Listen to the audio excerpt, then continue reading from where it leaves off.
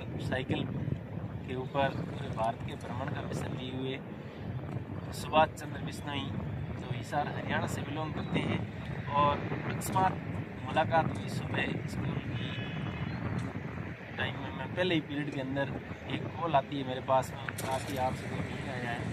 मैंने सोचा कौन आया होगा, उतने में ही एक साइकिल दिखी जिस पर 2-4 ध्वजाएँ थी, 2-4 बोर्ड लगे हुए थे जिसके अंदर बहुत अच्छे संदेश दिए हुए थे।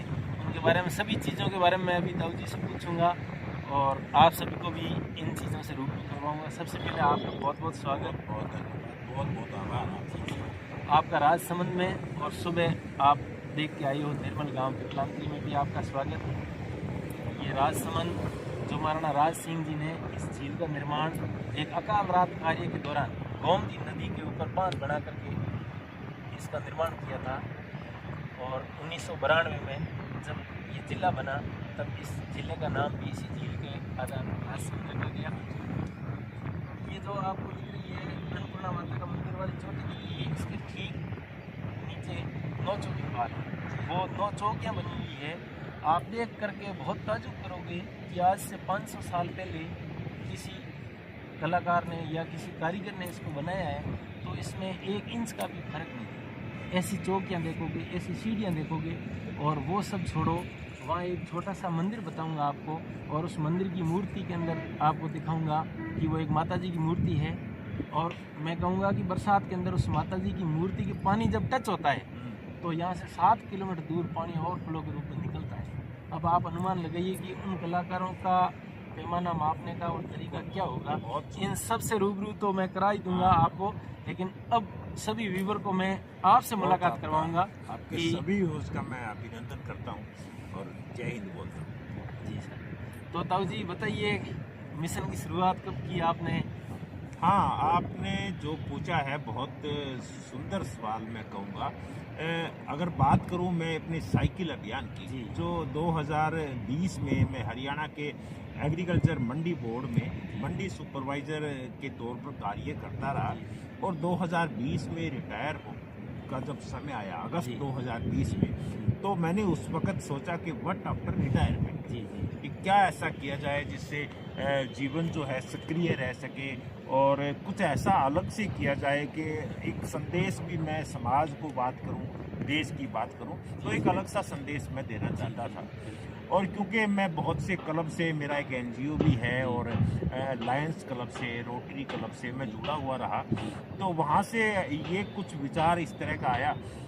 और उन दिनों में कोरोना का समय था, और मैं कोरोना का दौर भी आपने देखा है। बिल्कुल।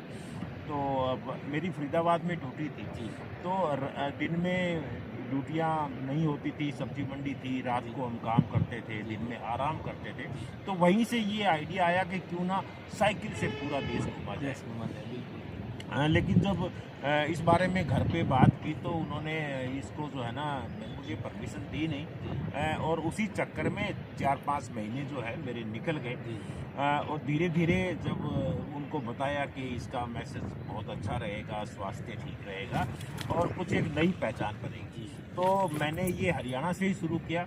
और हरियाणा पूरा करने के बाद मैं डबवाली है हरियाणा में, डबवाली से मैंने राजस्थान के हनुमानगढ़ जिले और ये करते करते और मैं 22 राज्यों में गया, और उसके बाद नेपाल, काठमांडू सब जगह गया, और जल बचाओ और पर्यावरण संरक्षण, ये मेरा मिशन था, जिसके अंदर मैं लगातार जो है 28,000 किलोमीटर के लिए सफ़र रहा।